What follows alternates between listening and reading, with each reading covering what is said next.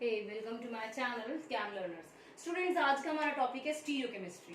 देखो, stereo word का जो मतलब है होता है स्पेस रिलेटेड। ठीक है, तो यानी ये है क्या एक्चुअली, ये ब्रांच है ऑर्गेनिक केमिस्ट्री की, जिसमें हम क्या पढ़ेंगे, जो अरेंजमेंट एटम्स का, स्पेस में एटम्स किस तरीके से अरेंज होते हैं। ठीक है, तो यानी आप मोशन देखेंगे कि एटम का मूवमेंट, अरेंजमेंट पूरे एक स्पेस में किस तरीके से होता है। ठीक है, लेट्स टेक एन एग्जांपल। अगर हम ऐसे सिंपली ऑर्गेनिक केमिस्ट्री में इस तरीके से कार्बन चेन देखते चले जाते हैं, इस तरीके से कार्बन की चेन लग रही रहती है और ये 4 बॉन्ड से सराउंड रहता है। ठीक है, तो यहाँ पर क्या है, 2D स्ट्रक्चर देखते हैं हम इसका। लेकिन अगर बात करें 3D की, तो एक्चुअल में जो 3D में अरेंजमेंट होता है वो कुछ इस तरीके से होता है, जिसमें क्या होता है, बीच में कार्बन एटम होते हैं। ठीक है, दो कंपाउंड क्या होते हैं, इन प्लेन होते हैं, एक अबव प्लेन होता है, एक बिलो प्लेन होता है।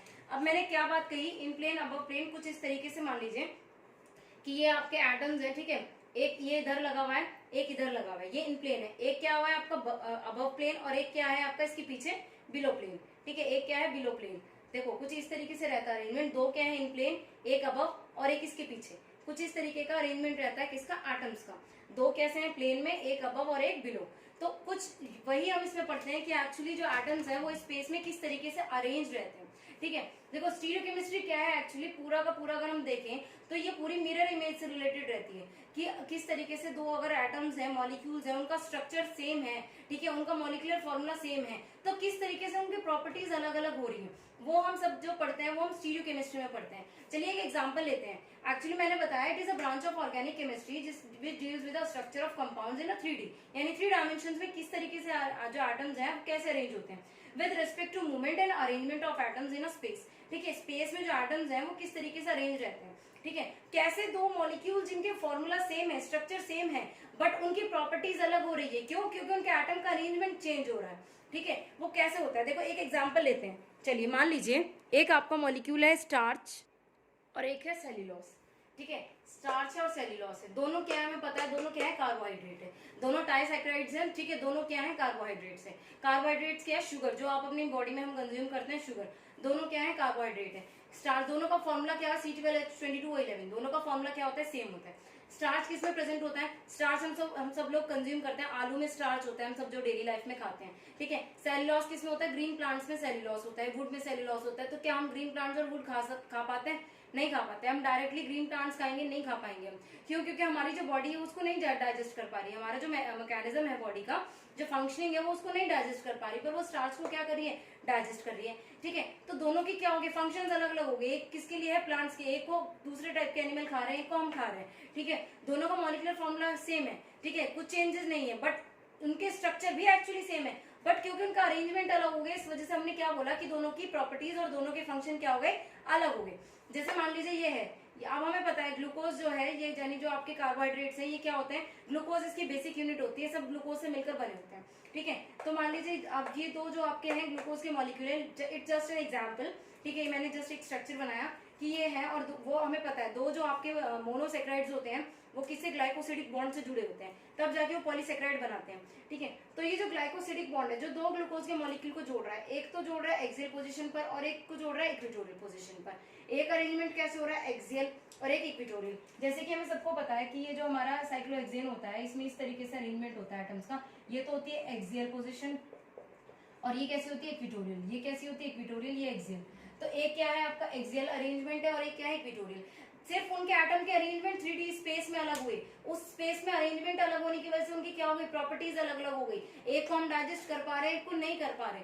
तो ये सब जो कंपाउंड होते हैं, इस तरीके की जो केमिस्ट्री होती है, ये स्टीरियो केमिस्ट्री होती है, जहां पे क्या होता है, एटम्स का अरेंजमेंट अलग होने की वजह से उसकी प्रॉपर्टीज, उसके यूजेस क्या हो जाते हैं, चेंज हो जाते हैं। ठीक है, उसके यूजेस क्या होते हैं, चेंज हो जाते हैं। ठीक है, यही अगर हम डिटेल में पढ़ेंगे कि क्या होता है, कैसे होता है। ऐसे ही अगर मैं सपोज कोई भी आपको मॉलिक्यूल दे दूं, इस तरीके से कोई मॉलिक्यूल लगा हुआ है, इसके बीच में इसका एक शीशा रख दूं और एक मॉलिक्यूल कोई इधर लगा हुआ है। ठीक है, दो मॉलिक्यूल्स इस तरीके से अरेंज रहे हैं। ठीक है, तो इनके अरेंजमेंट में क्या है कि एक में XYZ इधर लगा हुआ है, जब हम शीशा देखेंगे तो भी XYZ हमें इधर ही दिखेगा। ठीक है भाई, जो चीज इधर है वो चीज इधर शीशे में हमें दिख गई। ठीक है, दोनों दिख गई, लेकिन इनमें क्या होगा, अगर मिरर इमेजेस हो जाए तो इनकी प्रॉपर्टीज अलग हो जाएंगी। क्यों हो गई, क्योंकि जो ये स्पेस था इसमें इनका अरेंजमेंट अलग हो गया, एक राइट हैंड साइड हो गया और एक लेफ्ट हैंड साइड आ गया। इस वजह से इनकी प्रॉपर्टीज चेंज हो गई। तो यही सब जो होगा डिटेल में हम इसमें स्टीरियोकेमिस्ट्री में पढ़ते हैं। चलिए स्टार्ट करते हैं अपना, ठीक है, टॉपिक। होप सो आपको समझ में आया होगा कि किस तरीके से एटम का अरेंजमेंट डिफरेंट होने की वजह से प्रॉपर्टीज चेंज हो रही है। अब स्टार्ट करते हैं। पहला टॉपिक है आपका स्टीरियो आइसोमर्स। देखो उससे पहले स्टीरियो आइसोमर्स सब पढ़ेंगे। देखते हैं स्टीरियो आइसोमर्स पार्ट किसका है। एक्चुअली स्टीरियो आइसोमर्स क्या है, आइसोमर का पार्ट। आइसोमर्स क्या होते हैं, आइसोमर्स आपके वो होते हैं जिनका मॉलिक्यूलर फॉर्मूला क्या होता है, सेम होता है। मॉलिक्यूलर फॉर्मूला क्या होता है, सेम होता है, लेकिन उनके स्ट्रक्चर क्या होते हैं, अलग होते हैं। स्ट्रक्चरल क्या होते हैं उनके, डिफरेंट होते हैं, ठीक है। स्ट्रक्चर क्या होते हैं उनके, डिफरेंट होते हैं। Isomers are what, isomers are that which have a same molecular formula but different structure formula, ठीक है। तो आइसोमर्स को हम मेनली दो में डिवाइड करते हैं, एक होता है कॉन्स्टिट्यूशनल और एक होता है स्टीरियो आइसोमर। कॉन्स्टिट्यूशनल आइसोमर्स होते हैं आपके जैसे चेन, पोजीशन, फंक्शनल, मेटा और टोटो। जबकि आपके स्टीरियो आइसोमर्स जो होते हैं, ये जो आपके कॉन्स्टिट्यूशनल आइसोमर है, ये वो है जो हम बेसिक पढ़ते हैं कि किस तरीके से हमने कार्बन एटम को अरेंज किया। जैसे ये है कार्बन एटम, 4 कार्बन एटम है, अच्छा 4 के लिए हम मान लेते हैं C4H10 होना चाहिए। अब इन 4 को हम कैसे अरेंज कर सकते हैं, लीनियरली भी कर सकते हैं, ब्रांचिंग में भी कर सकते हैं। तो इस तरीके का अरेंजमेंट जो हम दिखाते हैं, ये सब कॉन्स्टिट्यूशनल में आ जाता है, जिसमें पोजीशन अलग हो रही है, फंक्शनल ग्रुप अलग हो रहा है, या फिर उसमें क्या हो रहा है, अल्काइल ग्रुप अलग अलग हो रहे हैं। मेटामर्स में क्या होता है, अल्काइल ग्रुप का अरेंजमेंट अलग अलग होता है, या फिर टोटो आइसोमेरिज्म होता है, यानी एक फॉर्म से दूसरी फॉर्म में कन्वर्जन होता है। ये सब हम कॉन्स्टिट्यूशनल में पढ़ते हैं। लेकिन अगर स्टीरियो में बात करें तो स्टीरियो आइसोमर्स हमारे दो तरीके के होते हैं। एक होता है आपका क्या, कन्फिगरेशनल, और दूसरा होता है आपका कन्फर्मेशनल, ठीक है। अगर कंफर्मेशनल की बात करें तो कंफर्मेशनल पहले मैं आपको बता देती हूँ, उसमें एटम्स का अरेंजमेंट कुछ इस तरीके से होता है, जो मॉलिक्यूल्स है उनमें फ्री रोटेशन हो जाती है। जो सिंगल केमिकल बॉन्ड होता है, मतलब ये इस तरीके से जो बॉन्ड होता है, ये सीसी बॉन्ड, इसमें क्या होती है, रोटेशन हो जाती है। ये जो जनरली होता है आपका, ये सिंगल बॉन्ड में ही होता है। कंफर्मेशनल आपका किस में होता है, जनरली सिंगल बॉन्डेड एटम्स में ही होता है, यानी आपके जो सिंगल बॉन्ड होंगे उनमें आपका कंफर्मेशनल होगा। जबकि ये किस में हो जाता है, डबल बॉन्ड में भी आपका हो जाता है, जैसे कि ज्योमेट्रिकल में होता है, सिस और ट्रांस में, इस तरीके से, ठीक है। ये सिस और ट्रांस में जो होता है आपका, ठीक है। तो यहाँ पे क्या हो रहा है, कंफर्मेशन क्या है कि अरेंजमेंट एटम्स का कुछ इस तरीके से हो रहा है कि फ्री अरेंजमेंट, फ्री रोटेशन हो रही है, ठीक है। फ्री रोटेशन होने की वजह से जो बॉन्ड्स हैं उनमें क्या हो रहा है, चेंजेस हो रहे हैं। मतलब जो बॉन्ड्स हैं आपस में क्या हो रहा है, चेंज हो रहा है। बॉन्ड टूट नहीं रहा, बस जो एटम्स है उनका अरेंजमेंट अलग हो रहा है, ठीक है। वो आ जाता है कन्फर्मेशनल में, पढ़ेंगे हम उसको भी डिटेल में। उसमें अलग अलग तरीके के प्रोजेक्शंस आ जाते हैं, जैसे न्यूमैन हो गया, फिशर हो गया, वेजन डैश हो गया, ठीक है। इस तरीके से प्रोजेक्शन हम उसमें पढ़ेंगे। लेकिन जो आपकी कॉन्फ़िगरेशनल है टॉपिक है हमारा, मेनली जो हम पढ़ रहे हैं, वीडियो जो हमारी है वो ऑप्टिकल आइसोमर्स पे बेस्ड है, ठीक है। तो जो हमारा कॉन्फ़िगरेशनल आइसोमर है वो दो तरीके से होता है, एक ऑप्टिकल होता है, एक ज्योमेट्रिकल होता है, ठीक है। ऑप्टिकल में क्या होता है, ऑप्टिकल में क्या होता है, यहाँ पे प्लेन पोलराइज्ड लाइट को कुछ इस तरीके से रोटेट कराया जाता है। वो मॉलिक्यूल की ऑप्टिकल एक्टिविटी बता देती है, मॉलिक्यूल की प्रॉपर्टीज बता देती है कि मॉलिक्यूल कैसा है, वो हम ऑप्टिकल में पढ़ेंगे। ज्योमेट्रिकल हमारा दो तरीके का होता है, एक सिस एक ट्रांस। ज्योमेट्रिकल आइसोमर्स हम इस वीडियो के पार्ट 2 में कवर करेंगे। इस वीडियो में हम करते हैं ऑप्टिकल आइसोमर्स। ऑप्टिकल आइसोमर्स क्या होते हैं, चलिए स्टार्ट करते हैं ऑप्टिकल आइसोमर्स। तो ऑप्टिकल आइसोमर्स क्या होते हैं, इनकी एक एबिलिटी होती है कि जो प्लेन पोलराइज लाइट है ये उसको क्या कर देते हैं, रोटेट कर देते हैं। अब प्लेन पोलराइज लाइट को ये कैसे रोटेट करते हैं और क्या होती है प्लेन पोलराइज लाइट, वो हम देखेंगे इसमें आगे, ठीक है। सबसे पहले मैंने आपको बताया कि ऑप्टिकल आइसोमर्स वो होते हैं जो प्लेन पोलराइज लाइट को रोटेट कर देते हैं, ठीक है। प्लेन पोलराइज लाइट क्या होती है, एक लाइट होती है। पहले प्लेन पोलराइज लाइट की बात कर लेते हैं, क्योंकि इसकी डेफिनेशन में वर्ड ही आ रहा है पीपीएल। पहले पढ़ते हैं कि पीपीएल एक्चुअली क्या होता है। पीपीएल क्या होती है कि लाइट जो होती है आपकी इस तरीके से, ये कोई लाइट सोर्स है जिससे लाइट निकल रही है, और हमें पता है लाइट कैसी है, मल्टी डायरेक्शनल है। भाई लाइट बल्ब जल रहा है, वो तो हर एक डायरेक्शन में स्प्रेड हो रहा है ना। तो प्लेन पोलराइज लाइट कैसी होती है कि अगर हम कोई भी आपकी सिंपल सोर्स से लाइट निकल रही है, उस लाइट को हम किसी भी प्रिज्म में से पास कराएं, प्रिज्म में से पास कराएं जो कि किस में हो, पोलराइज मीडियम में हो। प्रिज्म किस में हो, आपका पोलराइज मीडियम में हो, ठीक है। प्रिज्म किस में, पोलराइज मीडियम में हो। और जब हम उसको पास कराएं तो जो लाइट हो हमारी वो यूनिडायरेक्शनल हो जाए, एक प्लेन में वो आ जाए, ठीक है। यानी जो मल्टी डायरेक्शनल थी वो कैसी हो जाए, यूनिडायरेक्शनल हो जाए। तो वो प्लेन पोलराइज लाइट होती है। वो लाइट जिसको हम निकोल प्रिज्म में से अगर पास कराएं या लेंस में से पास कराएं तो वो क्या हो जाए, यूनिडायरेक्शनल हो जाए या एक सेम प्लेन में आ जाए, ठीक है। वो लाइट होती है आपकी प्लेन पोलराइज लाइट। और ऑप्टिकल आइसोमर्स क्या होते हैं, वो कंपाउंड जो प्लेन पोलराइज लाइट को रोटेट करा दे। कंफ्यूज नहीं होना, कैसे रोटेट हो रही है, क्या होगा, इसका यूज कैसे हो रहा है, हम धीरे धीरे पढ़ रहे हैं, ठीक है। हमारी वीडियो थोड़ी लंबी जाएगी आज, लेकिन टॉपिक क्लियर हो जाएगा, ठीक है। ऑप्टिकल आइसोमर्स आपके वो आइसोमर्स हैं जो क्या कर रहे हैं, प्लेन पोलराइज लाइट को रोटेट करा रहे हैं। अब वो प्लेन पोलराइज लाइट को रोटेट करा रहे हैं, वो कैसे करा रहे हैं वो देखेंगे हम, ठीक है। यानी ये एबिलिटी थी किसी भी कंपाउंड की जो क्या कर रहा है, प्लेन पोलराइज लाइट को रोटेट करा रहा है। अब ये जो प्लेन पोलराइज लाइट है रोटेट हो रही है, या ये जो ऑप्टिकल आइसोमर्स है, या जो ऑप्टिकल आइसोमर्स मैं बता रही हूँ, एक ऑप्टिकल एक्टिविटी होता है, ठीक है। ऑप्टिकल एक्टिविटी क्या होता है, जो कंपाउंड्स ऑप्टिकल आइसोमर होते हैं वो ऑप्टिकल एक्टिविटी शो करते हैं, यानी वो कंपाउंड जो प्लेन पोलराइज लाइट को रोटेट कराते हैं वो ऑप्टिकल एक्टिविटी शो करते हैं। अब ये ऑप्टिकल एक्टिविटी जो है ये किसके द्वारा देखी गई कि कंपाउंड ऑप्टिकल, देखो हम कहते हैं कि कोई भी कंपाउंड है वो ऑप्टिकली एक्टिव है, ठीक है। हम कब बोल सकते हैं कंपाउंड ऑप्टिकली एक्टिव है, सबसे पहली कंडीशन होगी कि वो कायरल होना चाहिए। यहाँ पर एक term I chiral. What is chiral? Chiral क्या है? कायरल क्या है कि कोई भी कार्बन का सेंटर या कोई भी सेंटर जिसकी चारों साइड्स क्या हो, अलग हो, चारों या फिर जितनी भी उस पे बॉन्ड्स हो, जितनी भी उसकी वैलेंसी हो, उस पे जितने भी एटम्स लगे हो वो कैसे हो, अलग हो, ऐसे सेंटर को बोलते हैं कायरल सेंटर, ठीक है। वो सेंटर जिसके चारों साइड्स या जितने भी बॉन्ड्स उससे अटैच हो, उन पे जो एटम्स लगे हो वो सारे डिफरेंट हो, और जो वो एटम्स हो वो सारे कैसे हो, वो सारे sp3 हाइब्रिडाइज्ड हो, ठीक है। कायरल के लिए सबसे बड़ी कंडीशन मैंने बताई क्या, कि जो भी सेंटर कायरल सेंटर, हम उस सेंटर को बोलेंगे जिसपे जितने भी एटम्स लगे हों वो सारे अलग हों और सारे क्या हो, सिंगली बॉन्डेड हो, ठीक है। डबल बॉन्ड नहीं होना चाहिए, सारे कैसे हो, सिंगली बॉन्डेड हो। ऐसे कंपाउंड्स क्या शो करते हैं, कायरलिटी शो करते हैं। अब जो कंपाउंड कायरल होते हैं वो ऑप्टिकल एक्टिविटी शो करते हैं, ठीक है। जो कंपाउंड्स क्या होते हैं, कायरल होते हैं, वो क्या शो करते हैं, ऑप्टिकल एक्टिविटी शो करते हैं, ठीक है। अब कैसे ऑप्टिकल एक्टिविटी हमें पता चलती है, वो थ्रू पोलरीमीटर की पता चलती है। अब पोलरीमीटर क्या होता है, अब हम उसको डिटेल में पढ़ते हैं। देखिए, देखो ये आपको पोलरीमीटर, जिसमें यहाँ पर क्या है आपकी ये light source, this is light source, ठीक है। पोलरीमीटर एक्चुअली क्या होता है, एक इंस्ट्रूमेंट है, इट इज अ इंस्ट्रूमेंट।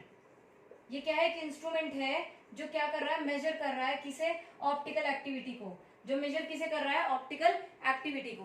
तो कोई भी पोलरीमीटर क्या है, पोलरीमीटर वो इंस्ट्रूमेंट है जो ऑप्टिकल एक्टिविटी को क्या कर रहा है, मेजर कर रहा है, ठीक है। कैसे कर रहा है, देखो ये हमारा लाइट सोर्स, ये लगा हुआ हमारा लेंस, और ये हमारी sample tube, this is sample tube, ठीक है। यहाँ से क्या हुआ, लाइट सोर्स से हमने लाइट पास कराई, ये एक पोलराइजिंग मीडियम में रखा हुआ है, ठीक है, लेंस। यहाँ से जब लाइट सोर्स से हमने लाइट पास कराई, वो लेंस पे गई, लेंस पे जाने के बाद वो लाइट क्या, लेंस से गुजरने के बाद वो लाइट हमारे सैंपल में पड़ती है, जो आपका सैंपल रखा हुआ है। इस सैंपल में पड़ने के बाद वो एनालाइजर पे जाती है, this is what, this is analyser.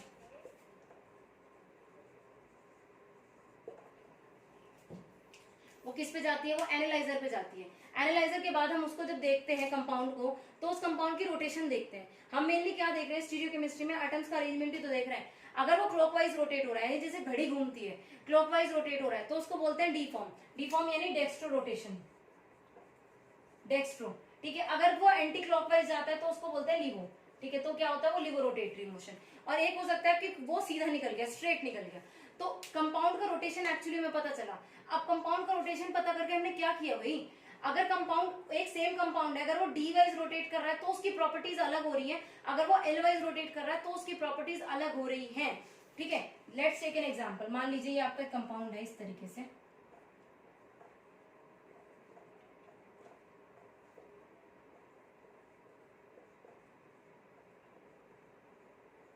This is what, this is glucose. अगर हम यहाँ पे एक और कंपाउंड बना दे, बीच में मिरर रख दे, मैंने क्या बोला आपको, स्टीरियोकेमिस्ट्री में हम जो पढ़ेंगे पूरा मिरर कंपाउंड्स पढ़ेंगे, ठीक है, कि मिरर इमेजेस कैसी होती हैं, क्या इफेक्ट होगा उनका। तो ये कंपाउंड आपका कुछ ऐसा दिखेगा कि ये जो आपका जो OH इधर था वो इधर आ जाएगा, H इधर आ जाएगा, ये OH इधर आ जाएगा और ये OH इधर आ जाएगा, और बाकी कंपाउंड यानी जैसे मिरर में जो इधर वाला पार्ट है बिल्कुल इधर ही दिखेगा ना, तो उसी तरीके से दिखेगा। तो इसको हम क्या बोलेंगे, इसको बोलेंगे डी ग्लूकोज और उसको बोलेंगे एल ग्लूकोज। इसको बोलेंगे हम डी, ये ग्लूकोज का स्ट्रक्चर है, फिशर प्रोजेक्शन है किसका, ग्लूकोज का, और वो क्या है, वो एल फॉर्म है, दिस इज एल फॉर्म, ठीक है। हमने इसको डी क्यों बोला, देखो जो हमारा नीचे वाला फंक्शनल ग्रुप होता है, जो नीचे वाला हमारा क्या है, फंक्शनल ग्रुप है, ये CH2H, इससे जो पहले वाला कार्बन होता है, जो 5th पोजीशन है, 6 भाई ग्लूकोज का वो होता है C6H12O6, ठीक है। तो ये जो 6 कार्बन है, 1 2 3 4 5 6, ये फिशर में अरेंज्ड है। तो ये 5वें नंबर का कार्बन है, अगर इसका जो फंक्शनल ग्रुप है वो राइट हैंड साइड है तो डी है, अगर वो लेफ्ट हैंड साइड है तो एल है। यानी जो भी आपका फंक्शनल ग्रुप होगा, लास्ट कार्बन होगा, उससे पहले वाला जो कार्बन होगा, कोई भी कंपाउंड होगा, उस पे जो एटम लगा होगा, अगर राइट हैंड साइड है तो डी, और अगर लेफ्ट हैंड साइड है तो वो एल। तो ये था आपका पोलरीमीटर। पोलरीमीटर के द्वारा हम क्या मेजर कर रहे हैं, ऑप्टिकल एक्टिविटी। इससे हमने क्या मेजर किया, इससे हमने ऑप्टिकल एक्टिविटी देखी किसी भी कंपाउंड की, कि वो कितनी ऑप्टिकल एक्टिविटी शो करता है, ठीक है। कैसे रोटेशन हो रहा है, वो क्लॉकवाइज हो रहा है, एंटी क्लॉकवाइज हो रहा है, कैसे हो रहा है, ठीक है। थोड़ा सा लिवोडेक्स्ट्रो देखते हैं, ठीक है। क्लियर हो जाएगा ये आपका कि क्या डेक्स्ट्रो है यानी डी और क्या है आपका लिवो यानी L.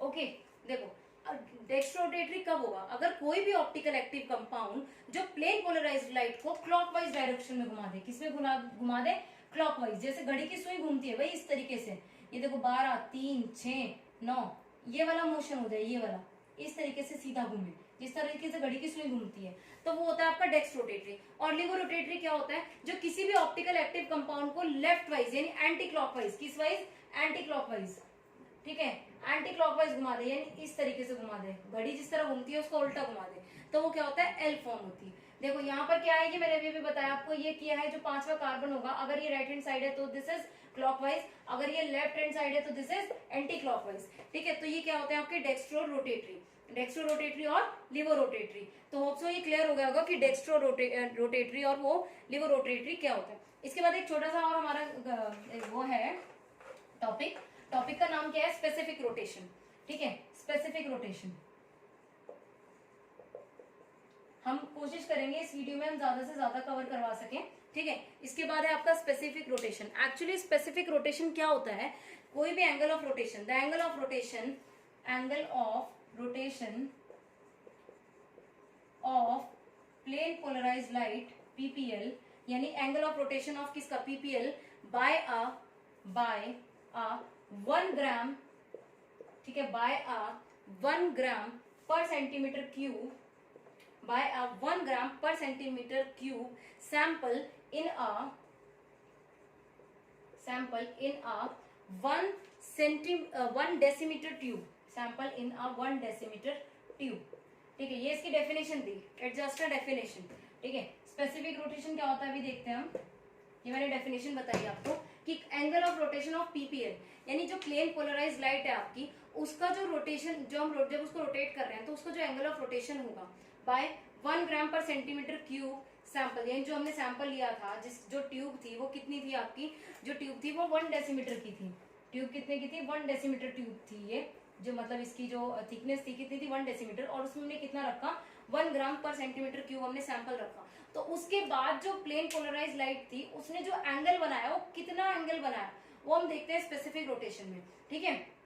Specific rotation, ATION, specific rotation, ठीक है, यानी angle of rotation of PPL, यानी जो प्लेन पोलराइज्ड लाइट है उसने कितना एंगल बनाया, किससे, 1 ग्राम पर सेंटीमीटर क्यूब अगर सैंपल रखा था हमने, किसमें, 1 डेसीमीटर ट्यूब में, ठीक है, तो कितना उसका रोटेशन हुआ। अब ये हमें किससे पता चलता है, ये हमें एक फॉर्मूला से पता चलता है, ये डायरेक्ट फॉर्मूला है, ठीक है। फॉर्मूला क्या है आपका, इसको हम स्पेसिफिक रोटेशन को जो डिनोट करते हैं हम अल्फा डी से डिनोट करते हैं, ठीक है। एंड फॉर्मूला क्या है आपका, alpha upon L into D, ठीक है, alpha upon L into D. अब जो अल्फा है आपका वो है ऑब्जर्व रोटेशन, अल्फा क्या है आपका, ऑब्जर्व रोटेशन, यानी जब हमने किसी भी सैंपल को पीपीएल में रखा था तो हम देख रहे हैं कितनी रोटेशन उसकी हुई, ठीक है, कितनी रोटेशन हुई। और उसके बाद एल क्या है, एल क्या है, लेंथ, यानी वो जो सैंपल ट्यूब थी जिसमें हमने रखा उसकी लेंथ कितनी थी। और डी क्या है, कंसंट्रेशन, डी क्या है आपका, डी इज कंसंट्रेशन, यानी वो जो सैंपल था उसकी कंसंट्रेशन कितनी थी, कैसी कंसंट्रेशन थी उसकी, ठीक है। तो जो मेनली स्पेसिफिक रोटेशन है, स्पेसिफिक रोटेशन से हम क्या देख रहे हैं कि कितना हमारा जो एंगल बन रहा है, यानी जो प्लेन पोलराइज्ड लाइट है कंपाउंड से जब पास करा रहे हैं तो कंपाउंड से जब पास होने पे वो कितना एंगल बना रही है, ठीक है। अगर 1 ग्राम सैंपल 1 डेसीमीटर की थिकनेस की, डेसीमीटर थिकनेस में रखा हुआ है, 1 डेसीमीटर थिकनेस की जो ट्यूब है उसमें जो सैंपल रखा हुआ है, तो कितना एंगल फॉर्म कर रही है, ठीक है। ये हम किससे देख रहे हैं, ये हम देख रहे हैं स्पेसिफिक रोटेशन से। देखो जो आपकी स्पेसिफिक रोटेशन होती है मेनली वो जो डिपेंड करती है, वो डिपेंड करती है कि जो आपका सब्सटेंस है, यानी जो आपने कंपाउंड लिया है, जो भी सब्सटेंस लिया, ठीक है, जो कंपाउंड लिया, जो भी सब्सटेंस लिया, उसका नेचर कैसा था, ठीक है, उसका नेचर कैसा था, किस पे डिपेंड कर रही है स्पेसिफिक रोटेशन, जो सब्सटेंस, जो सैंपल लिया था उसका कैसा था, नेचर कैसा था उसका, ठीक है। दूसरा कर रही है वो वेव, लाइट जो पड़ी उसकी वेवलेंथ कितनी थी, ठीक है, लाइट की क्या वेवलेंथ, वेवलेंथ कितनी थी उस लाइट की, उस पर डिपेंड कर रही है। एंड तीसरा वो किस पे डिपेंड कर रही है, कंसंट्रेशन, जो सॉल्यूशन हमने लिया, ठीक है, जो हमने सैंपल में सॉल्यूशन लिया उसकी कंसंट्रेशन कितनी थी, उसकी कंसंट्रेशन पे डिपेंड कर रही है। और किस पे डिपेंड कर रही है, जो सॉल्वेंट हम लेंगे, ठीक है, जो भी सॉल्वेंट ले रहे हैं उसका कैसा नेचर है, nature of solvent. And finally और किस पे डिपेंड कर रही है, वो किस पे डिपेंड कर रही है, टेम्परेचर, टेम्परेचर सबसे बड़ा फैक्टर रहता है ज्यादातर, टेम्परेचर किस पर डिपेंड कर रही है, वो टेम्परेचर पर। तो जो हमारी स्पेसिफिक रोटेशन है वो इन 4 मेनली फैक्टर्स पर डिपेंड करती है, 5 फैक्टर्स पर, कि सब्सटेंस जो आप ले रहे हैं उसका नेचर कैसा है, जो लाइट पड़ रही है उसकी वेवलेंथ कितनी है, जो आपने सॉल्यूशन लिया उसकी कंसंट्रेशन कैसी थी, सॉल्वेंट का नेचर कैसा था, और टेम्परेचर कितना था। ठीक है, तो अगर मैं मेनली एक बेसिक सी डेफिनेशन बताऊं आपको स्पेसिफिक रोटेशन की, डेफिनेशन अगर हम देखें तो हम इसकी डेफिनेशन कुछ इस तरीके से बोल सकते हैं कि ऑब्जर्व रोटेशन, ठीक है, observe rotation depends on the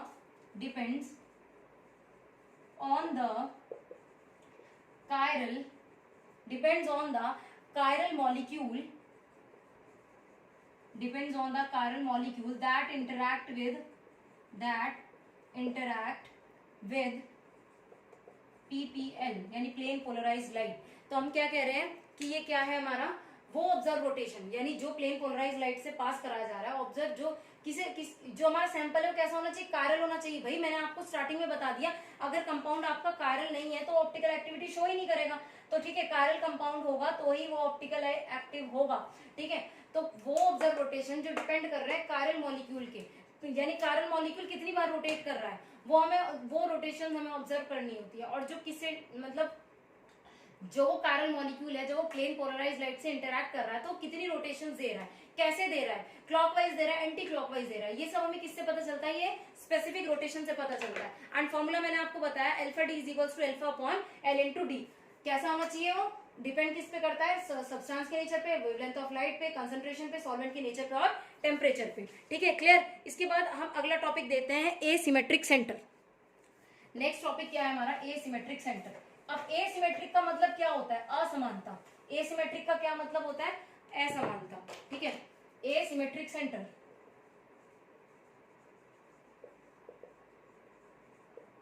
असमानता होना, यानी असमानता होना मतलब एसिमेट्रिक का मतलब है कि कोई भी मॉलिक्यूल है, अगर आप इसको बाइसेक्ट करें, बाइसेक्ट करने पर उसमें सिमेट्री ना आए, जैसे ये मॉलिक्यूल है, इसे अगर हम बाइसेक्ट कर रहे हैं, इसमें सिमेट्री आ रही, सारे ट्रायंगल निकल गए, तो ये क्या है, ये सिमेट्रिक सेंटर हो गया। ये कैसा हो गया, सिमेट्रिक सेंटर हो गया। लेकिन एसिमेट्रिक सेंटर वो होगा कि जिसमें आप कहीं से भी बाइसेक्ट करें और बाइसेक्ट करने पे मॉलिक्यूल में सिमेट्री ना आए। ठीक है, यानी वो मॉलिक्यूल कैसा, एसिमेट्रिक सेंटर के लिए सबसे बड़ी जो कंडीशन है वो है कायरलिटी। यहाँ पे भी कायरलिटी ही आएगी। क्यों आएगी कायरलिटी, भाई कोई भी कंपाउंड है आपका, ठीक है, इस तरीके से लगा हुआ है, सारे मॉलिक्यूल कैसे हैं, सारे एटम्स कैसे हैं, अटैच जो है वो सारे कैसे हैं, डिफरेंट है, और कैसा है, सिंगली बॉन्डेड है, यानी कायरल है मॉलिक्यूल आपका। ठीक है, सारे एटम्स अलग हैं और कैसे हैं, सिंगली बॉन्डेड है, तो आपका जो मॉलिक्यूल है वो कैसा है, कायरल है। अगर अब हम इस मॉलिक्यूल, कायरल को हमेशा इस तरीके से डिनोट करते हैं एस्ट्रिक से, जो भी कायरल सेंटर होता है उसको हमेशा एस्ट्रिक से डिनोट करते हैं। अगर अब मैं इसमें सिमेट्री डालूं कहीं से भी, ठीक है, इधर से डालू, इधर से डालू, क्या सेम आ रहा है, कुछ भी नहीं आ रहा भाई। इधर से सिमेट्री डालने पे एक्स ही आ रहा है और इधर से डाल रही तो वाई जेड आ रहा है। ठीक है, ऐसे डाल रही हूँ तो एक्स वाई आ रहा है और इधर से डाल रही तो जेड ही आ रहा है, तो कहीं से भी सिमेट्री ना होना। वो सेंटर जिस पे अगर हम बाइसेक्शन करें, उसका डाइसेक्ट करें, उसको बाइसेक्ट करें, ठीक है, तो सिमेट्री ना आए, समानता ना आए, ऐसे सेंटर्स क्या होते हैं, एसिमेट्रिक सेंटर होते हैं। चलो एक एग्जाम्पल लेते हैं। ठीक है, सपोज हमारे पास एक एग्जाम्पल है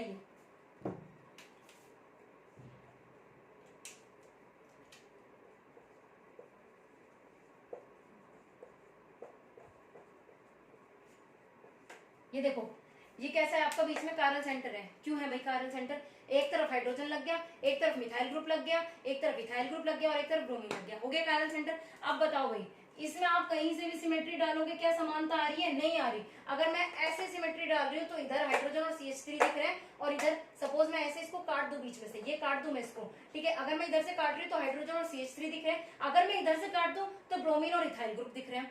अगर मैं इसको ऐसे बाइसेक्ट करूं इधर से तो हाइड्रोजन और इथाइल ग्रुप दिख रहे हैं, अगर मैं इधर देखूं तो मिथाइल ग्रुप और ब्रोमीन दिख रहे हैं। ठीक है, तो इसमें कहीं से भी क्या है, सिमेट्री नहीं है, इसलिए सेंटर कैसा होगा, एसिमेट्रिक सेंटर। हमेशा जो भी कायरल सेंटर होगा वो एसिमेट्रिक सेंटर ही जरूर होगा। ठीक है, अब एक बहुत छोटी सी अगर हम एक चार्ट देखें तो मैंने एक बात कही आपको, जो मॉलिक्यूल एसिमेट्रिक होंगे वो कायरल होंगे, एंड जो मॉलिक्यूल कायरल होंगे वो कैसे होंगे, वो ऑप्टिकली एक्टिव होंगे। वो कैसे होंगे, आपके ऑप्टिकली एक्टिव होंगे। तो यानी वो कंपाउंड्स जो जिनमें क्या हो, एसिमेट्री हो, जिनमें क्या हो, असमानता हो। ठीक है, वो कैसे होते हैं, कायरल होते हैं। और वो मतलब कायरल मॉलिक्यूल होगा तो वो एसिमेट्रिक होगा ही, ठीक है, एसिमेट्रिक मॉलिक्यूल यानी वो कायरल है, एंड वो कैसा होगा, ऑप्टिकली एक्टिव होगा। ऑप्टिकली एक्टिव होने का क्या मतलब है कि वो क्या करा देगा, पीपीएल यानी प्लेन पोलराइज लाइट को क्या करा देगा, रोटेट करा देगा। होप ये आपका यहाँ तक का क्लियर हुआ होगा कि मैं क्या कहने की कोशिश कर रही हूँ, ठीक है। ये एसिमेट्रिक सेंटर के लिए था। अब सेम ही हम बात करेंगे कायरल सेंटर की। देखो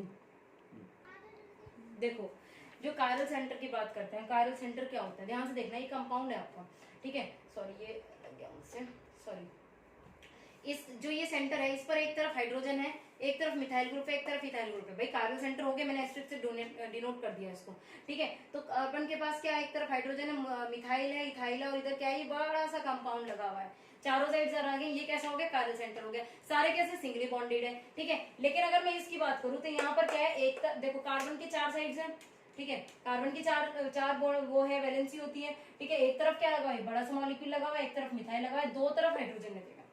ऐसे सेंटर जिन पे, जहां दो साइड अलग हो कार्बन के, वो सेंटर 4 टोटल होते हैं, जिन पे 2 तो अलग अलग लगे हो लेकिन 2 सेम लगे हो, ऐसो को बोलते हैं प्रोकायरल सेंटर। प्रोकायरल सेंटर क्यों बोला गया कि क्योंकि अगर हम इसमें एक एटम को अलग कर दें, एक एटम अगर हम इसमें से रिमूव करें और कुछ और उस पे लाके लगा दूं, मान लीजिए इस H को रिमूव करके OH लगा दो, तो अब ये भी कायरल हो गया क्योंकि चारों अलग अलग हो गए। तो ऐसा सेंटर जहां पर एक एटम को कोई भी मैं रिप्लेस कर दूं किसी अनदर एटम से और उसकी वजह से उसमें कायरलिटी आ जाए, ऐसे सेंटर को क्या बोलते हैं, प्रोकायरल सेंटर। यानी अगर उसका दो एटम सेम है, उन दो में से एक को रिप्लेस कर दूं किसी और डिफरेंट एटम से और उसकी वजह से ये मॉलिक्यूल, ये वाला एटम भी क्या हो सके आपका, कायरल हो सके, ऐसे सेंटर को बोलते हैं प्रोकायरल सेंटर।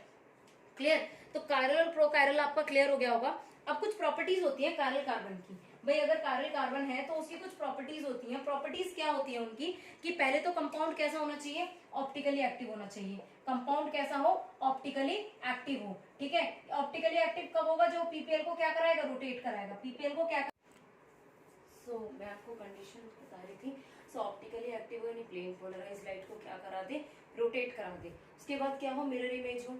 मैंडेटरी क्या है, मिरर इमेज, यानी अगर एक ऐसा है तो दूसरा उसका क्या हो, मिरर इमेज हो, ठीक है। तीसरा क्या हो, sp3 हाइब्रिडाइज्ड हो, यानी जितने भी कार्बन एटम उससे लगे हों सारे के सारे कैसे होने चाहिए, sp3 हाइब्रिडाइज्ड होने चाहिए। sp3 हाइब्रिडाइज्ड का मतलब सारे कैसे हों, सिंगली बॉन्डेड हो, इस तरीके से सब क्या हो, सिंगली बॉन्डेड हो।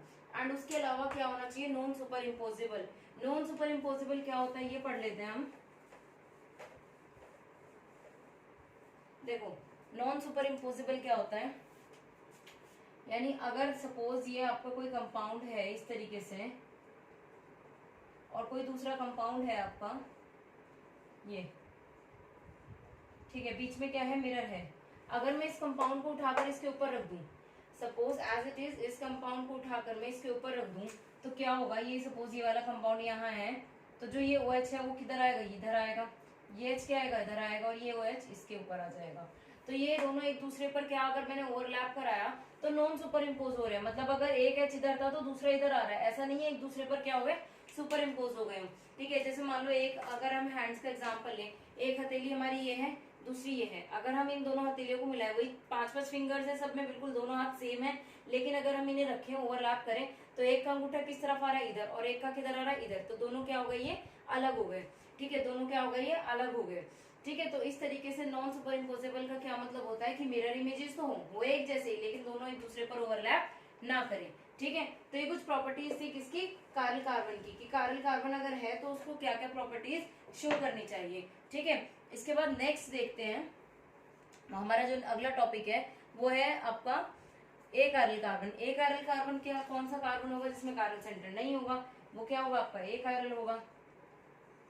ए कायरल क्या होगा जिसमें कायरल सेंटर नहीं होगा। मान लो ये CH3 हो गया, ये भी CH3 हो गया, ये H हो गया और ये Cl हो गया, तो 2 CH3 कैसे हो गए, सेम हो गए। अब 2 CH3 सेम हो गए यानी ये क्या मतलब हुआ, ए कायरल हो गया, ये कायरल सेंटर है ही नहीं इसमें, ठीक है। या फिर एक और मैं सेम कर दूं इसको, तो अब ये कैसा हो गया, ए कायरल हो गया। तो जो कायरल नहीं होता वो कैसा होता है, ए कायरल होता है, सिंपल, ठीक है। नेक्स्ट टॉपिक है जो आपका मेन इंपॉर्टेंट टॉपिक है, यानी जो हम ऑप्टिकल आइसोमर्स की बात कर रहे थे। ऑप्टिकल आइसोमर्स को हम फर्दर 2 में डिवाइड करते हैं, एक होता है आपका एनांशियोमर और दूसरा होता है आपका डायस्टेरियोमर। एक क्या होता है आपका एनांशियोमर, एनांशियोमर। अब बात करते हैं एनांशियोमर क्या होते हैं। एनांशियोमर वो होते हैं, सबसे पहला जो कैरेक्टरिस्टिक लिखेंगे क्या हो, नॉन सुपर इम्पोजेबल हो,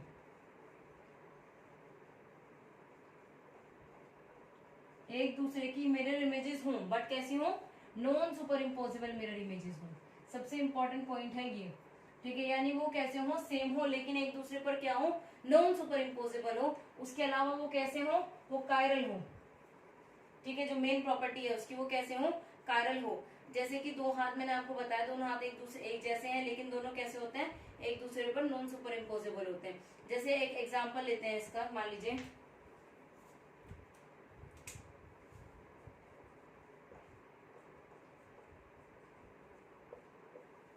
इस तरीके से एक एग्जाम्पल ले लेते हैं हम। दिस इज एलेनिन, ठीक है, ये क्या है, एलेनिन, ठीक है। अगर हम ये क्या है, ये आपका लेफ्ट हैंड साइड एलेनिन है, और अगर इसको राइट करें मतलब ये कैसा है, एल एलेनिन, और अगर राइट में करें तो इधर क्या आ जाएगा, COH, उधर क्या आ जाएगा, NH2, ठीक है। बीच में क्या है, मिरर, तो ये कैसा हो गया D, और ये कैसा हो गया L, तो दोनों क्या है, एक दूसरे एक जैसे हैं बिल्कुल। पर अगर मैं इस L को उठाकर, इस D को उठाकर इस L पे रख दूं, तो क्या ये इम्पोज हो रहा है, नहीं हो रहा, क्यों, क्योंकि इसमें COH कैसा है, राइट हैंड साइड, तो अगर मैं यहाँ पर रखती हूँ ये C, तो ये COH इधर आएगा, ये NH2 इधर आएगा, ठीक है। तो एक दूसरे पर क्या हो रहे हैं, नॉन सुपर इम्पोज हो रहे हैं। तो वो कंपाउंड जो एक दूसरे पर क्या हो, नॉन सुपर इम्पोज हो, लेकिन एक दूसरे की मिरर इमेजेस हो, वो क्या होते हैं, आपके इनैंशियोमर्स होते हैं। वो क्या होते हैं, आपके इनैंशियोमर्स होते हैं, ठीक है। इसके बाद कुछ कैरेक्टरिस्टिक होती है इनैंशियोमर्स की, ठीक है। अगर इनैंशियोमर की कैरेक्टरिस्टिक की बात करूं तो इनैंशियोमर मतलब अगर उसकी गुण देखूं, कैरेक्टरिस्टिक मतलब उसकी प्रॉपर्टीज, उसके गुण, तो कुछ इस तरीके से होते हैं कि जितने भी इनैंशियोमर होते हैं ना, उनकी सबकी जो फिजिकल प्रॉपर्टीज होती है वो आइडेंटिकल होती है,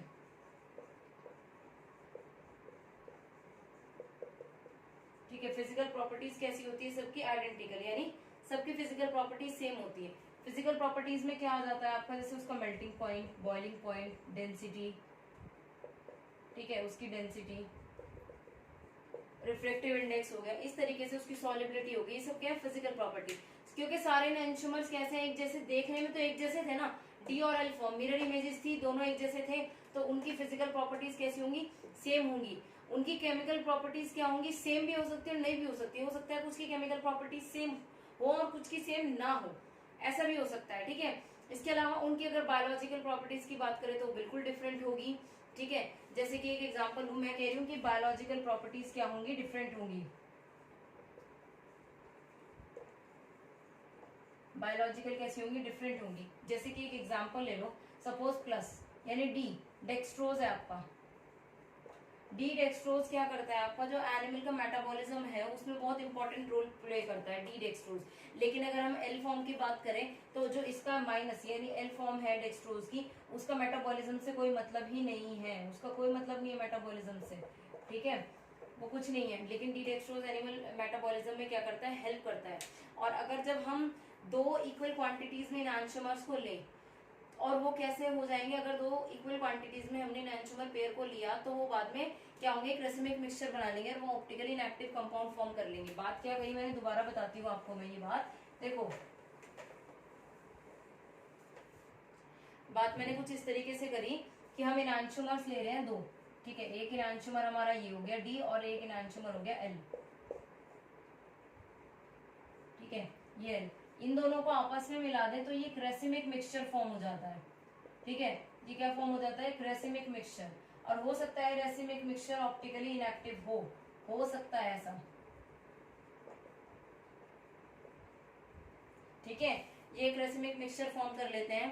तो यानी अगर हम इक्वल क्वांटिटीज में इनैंशियोमर्स को क्या करें, इनैंशियोमर पेयर को हम इक्वल क्वांटिटी में ऐड कर लें तो एक रेसिमिक मिक्सचर बना लेते हैं। इनैंशियोमरिक पेयर बात कर रही हूँ, एक इनैंशियोमरिक पेयर तो ये हो गया, और एक और हो सकता है आपका कुछ भी, मतलब एक तो ए पेयर तो ये हो गया, ये दो कंपाउंड का एक इनैंशियोमर, एक और हो सकता है आपका कुछ भी इस तरीके से बी पेयर। अगर मैं इस ए और इस बी को मिला दूं यानी ए प्लस बी करूं तो एक रेसिमिक मिक्सचर बनेगा, और वो जो बनाएगा वो ऑप्टिकली इनएक्टिव कंपाउंड बनेगा, ठीक है। कैसा बनेगा, ऑप्टिकली इनएक्टिव कंपाउंड फॉर्म हो जाएगा, ठीक है। तो ये कुछ इनैंशियोमर्स के बारे में था। अगर डायस्टीरियोमर की बात करूं तो डायस्टीरियम में मिरर इमेजेस नहीं होती। डायस्टीरियोमर में जैसे इनैंशियोमर में क्या मैंने बोला था कि मिरर इमेजेस होनी चाहिए, बट डायस्टीरियोमर में ऐसा जरूरी नहीं है कि एक जैसी मिरर इमेजेस बनेंगी।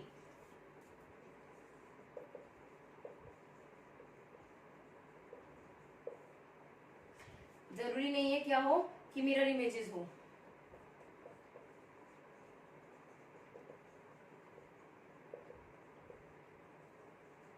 ठीक है। नॉट मिरर इमेजेस, कि अगर एक अलग है तो दूसरा भी हो सकता है अलग हो, ठीक है। उनकी फिजिकल प्रॉपर्टीज बिल्कुल अलग होती है। क्या कह रही हूँ मैं, उनकी फिजिकल प्रॉपर्टीज क्या होगी, अलग होगी, डिफरेंट होगी। अब फिजिकल प्रॉपर्टी क्यों डिफरेंट होगी भाई, जब वो मिरर इमेजेस नहीं है, ठीक है। एक COH है, एक NH2 है, ठीक है। जो दूसरा यहाँ पे लगा हुआ है हो सकता है वो कुछ भी हो, वो OH हो और वो NH2 हो, ठीक है। इस तरीके से हो, अल्कोहल और एसिड हो।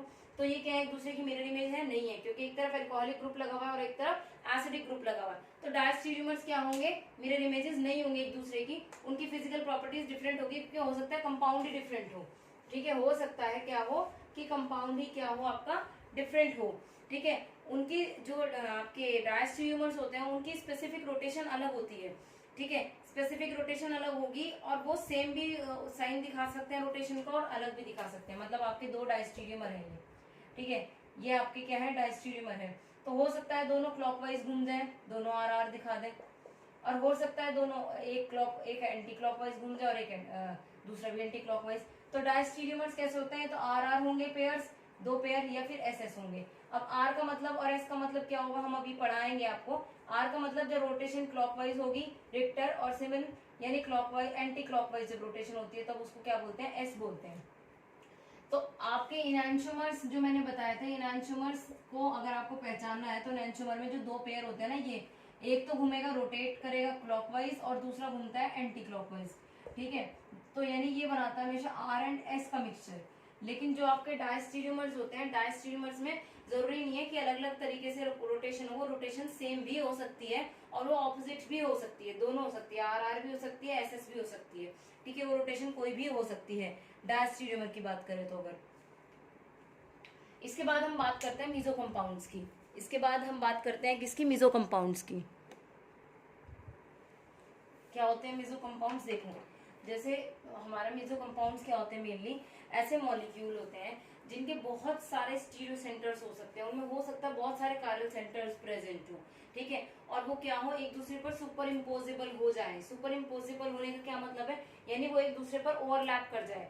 अगर इसमें मैं बीच में से प्लेन डालूंगी तो जैसा ऊपर होगा ऐसा ही नीचे होगा। देखो इस तरीके से, सपोज मैं यहाँ पे बीच में इसमें मिरर रख देती हूँ, ये इस कंपाउंड मैंने बीच में मिरर रख दिया।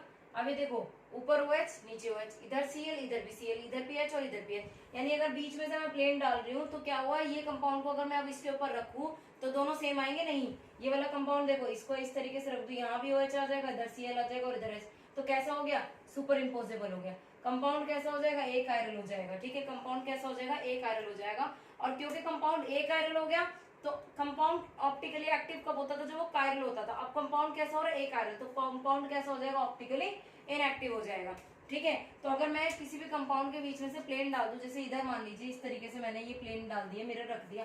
अब ये OH इस OH पे ओवरलैप हो गया, वो भी R उस पे, और ये CH3 पे, ठीक है। तो इस तरीके के कंपाउंड जो क्या हो जाए, सुपर इम्पोज हो जाए मिरर इमेज पे। अगर मिरर उनके बीच में रखे तो एक दूसरे पर सुपर इम्पोज हो जाए, उनको एक आयरल कंपाउंड हो वो ऑप्टिकली इनएक्टिव हो। तो इस तरीके के जो कंपाउंड होते हैं उनको बोलते हैं मीजो कंपाउंड्स, ठीक है। इनमें यहाँ पर कायरल सेंटर प्रेजेंट होगा, देखो आप, ये एक C है, एक तरफ Cl लगा हुआ है, एक तरफ इतना बड़ा कंपाउंड, एक तरफ H और एक तरफ OH। कायरल सेंटर है बट कंपाउंड ऑप्टिकली इनएक्टिव हो गया, क्यों, क्योंकि वो सुपर इम्पोज हो गया अपनी मिरर इमेज पे। तो जो आपका मीजो कंपाउंड होता है उसमें एक या एक से ज्यादा स्टीरियो सेंटर या कायरल सेंटर हो सकते हैं, लेकिन जो इंटरनल सिमेट्री होती है उनकी, वो कंपाउंड को दो इक्वल हाफ में डिवाइड कर दे, कंपाउंड को इसमें और इसमें दो इक्वल हाफ में डिवाइड कर दे, ठीक है। अगर उसके बीच में आप मिरर रखें तो दो इक्वल हाफ आपको दिखाई दे, ठीक है। तो इस तरीके का कंपाउंड्स आपके क्या होते हैं, इस तरीके के कंपाउंड्स होते हैं आपके मीजो कंपाउंड्स, ठीक है। इसके बाद मैं आपको नेक्स्ट जो आपका टॉपिक है, अगर नेक्स्ट टॉपिक लें तो आपका नेक्स्ट टॉपिक लेते हैं RS सिस्टम, ठीक है। नेक्स्ट लेते हैं हम RS सिस्टम, बहुत इंपॉर्टेंट है, ध्यान से समझिएगा। बहुत सिंपल सा उसका रूल है, एक CIP रूल से हम उसको शुरू करेंगे RS सिस्टम को। RS सिस्टम, ठीक है। क्या होता है RS सिस्टम, यानी मैं जो रोटेशन बता रही हूँ आपको, एक क्लॉकवाइज हो रही है और एक एंटी क्लॉकवाइज हो रही है, उसी को ही हम डिटेल में पढ़ेंगे कि क्या क्लॉकवाइज है और क्या एंटी क्लॉकवाइज है। R से क्या होता है, R से होता है आपका रेक्टस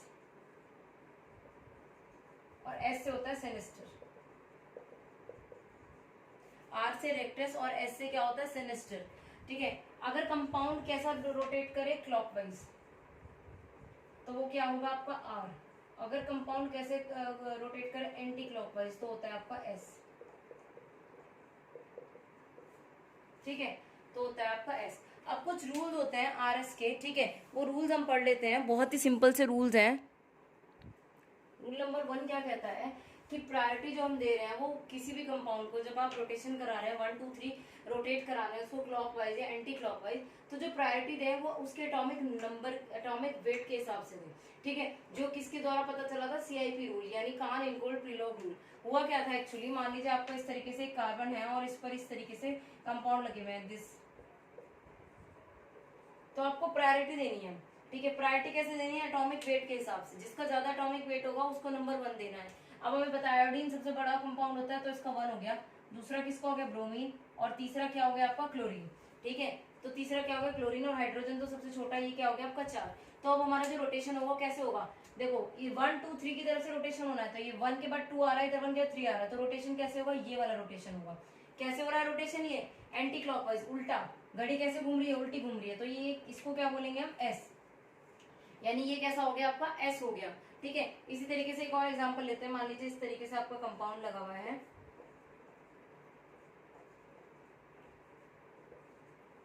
ठीक है। अब यहाँ पर 1 किसको देंगे हम, हमें किसके अकॉर्डिंग देना है, एटॉमिक वेट के अकॉर्डिंग, तो नंबर 1 क्या हो गया, क्लोरीन, दूसरा हाइड्रोजन, तीसरा CH3। अब ये मैंने कैसे एकदम से दे दिया, आप देखो हमें पता है भाई कार्बन का मास कितना होता है 12 और ऑक्सीजन का कितना होता है 16, ठीक है, तो हमने ऑक्सीजन और क्लोरीन का तो आपको पता ही है 35.5 समथिंग होता है।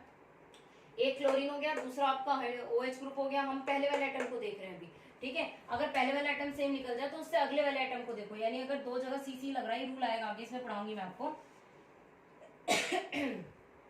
दूसरा ऑक्सीजन हो गया, तीसरा क्या हो गया CH3 और चौथा क्या हो गया हाइड्रोजन। तो अब किस तरीके से रोटेशन हो रही है आपकी, फिर से कैसे हो रही है, एंटी क्लॉकवाइज, तो ये भी क्या हो गया आपका एस हो गया। तो ये रूल नंबर 1 था, कान इनगोल्ड प्रीलॉग रूल, जो कहता है कि जो आप प्रायोरिटी दे रहे हैं वो एटॉमिक वेट के अकॉर्डिंग देंगे, ठीक है। रूल नंबर 2 आपको क्या कहता है, देखिए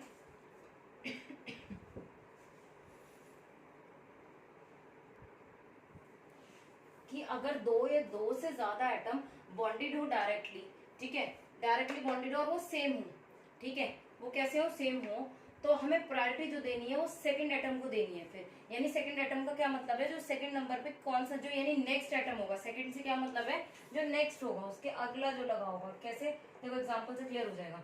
ये आपका कायरल सेंटर है नहीं है, क्यों, क्योंकि यहाँ पर मिथाइल लगा, यहाँ इथाइल और यहाँ प्रोपाइल।